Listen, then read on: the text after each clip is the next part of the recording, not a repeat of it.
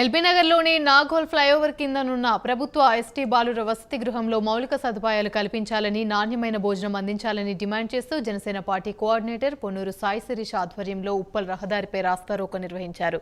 జనసేన కార్యకర్తలు, విద్యార్థులు గంటకు పైగా రాస్తారోకో చేయడంతో భారీగా ట్రాఫిక్ జామ్ అయింది. జనసేన నాయకులను అరెస్ట్ చేసి పోలీస్ స్టేషన్కు తరలించారు.